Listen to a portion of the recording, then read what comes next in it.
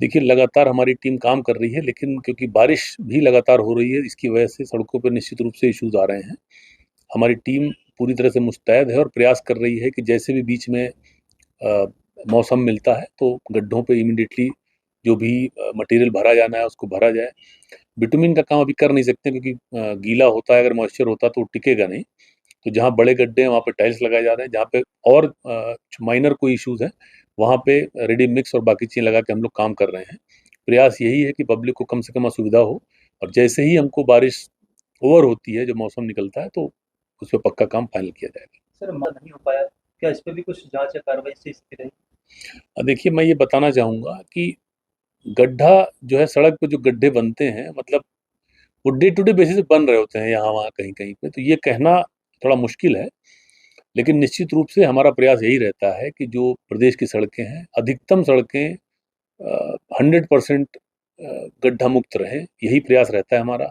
हमारी पूरी टीम इसके लिए काम करती रहती है।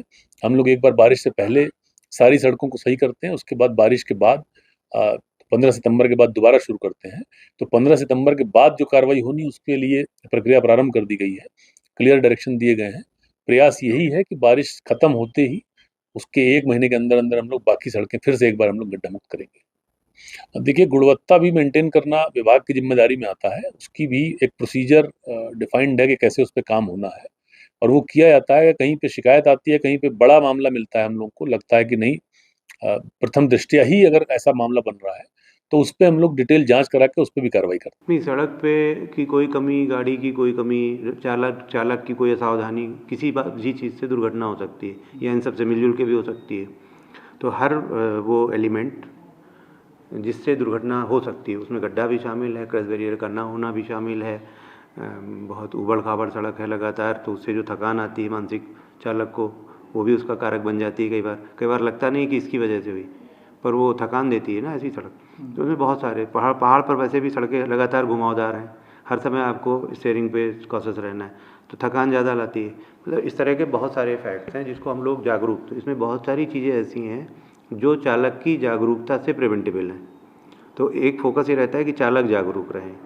कुछ ऐसी दुर्घटनाएं बरसात में होती हैं जो प्राकृतिक आपदा से जनित होती हैं, जिनमें सबसे ज़्यादा बड़ा फैक्टर है लैंडस्लाइड्स का।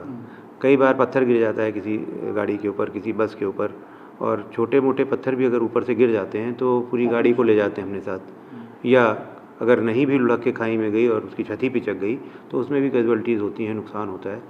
तो ये एक फैक्टर है। इस पर काफ़ी काम किया है आपदा राहत वाले विभाग ने हमारे, और वो लोग लगातार इस पे कर रहे हैं। अर्ली वार्निंग सिस्टम्स आ जाएँ, जो एक्टिव हैं या जो पैसिव टाइप के लैंडस्लाइड जोन्स हैं, सब आइडेंटिफाइड हैं। सब जगह उस पे नोटिस लगाए गए हैं, चेतावनी चिन्ह लगाए गए हैं।